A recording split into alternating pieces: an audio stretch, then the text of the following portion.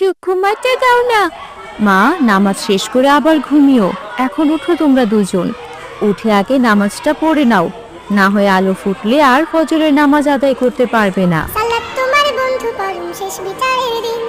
সালাত তোমার বাবা আব্দুল্লাহ, ওঠো, ফজরের আজান হয়েছে, নামাজ পড়বে না?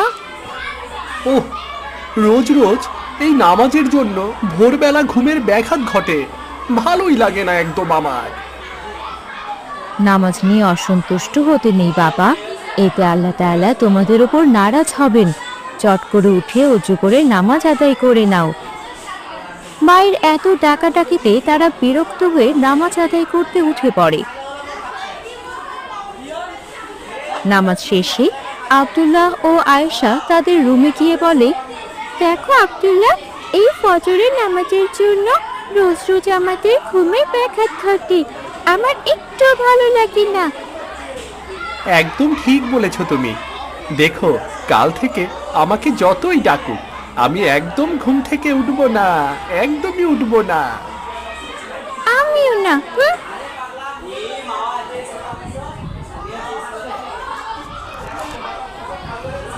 বাবা সাবধানে যেও তোমরা, আর জোহরের নামাজ আদায় করতে ভুলো না যেন। উহ, আম্মু আবার? আগে মাদ্রাসায় যাই, তারপর দেখা যাবে। আমি তোমাদের ভালোর জন্য বলি বাবা, তোমাদেরকে নামাজের গুরুত্ব সম্পর্কে জানতে হবে। আমরা জানি আম্মু নামাজের গুরুত্ব, এখন আমাদের মাদ্রাসা যেতে দেরি হয়ে যাচ্ছে, আমরা এখন আসি। আল্লাহ হাফিজ। আসসালামু আলাইকুম আম্মু। ওয়ালাইকুম আসসালাম, সাবধানে যেও। ফি আমানিল্লাহ। সালাত তোমার জীবন জুড়ে খুশবু প্রতিদিন। যাই নামাজি শান্তি মাদ্রাসার টিফিন দেওয়ার সাথে সাথে সবাই একসাথে খেতে বসে পড়ে। আয়েশা, আজ তুমি কি এনেছো টিফিনে? দেখো, আজ আমি নুডলস এনেছি।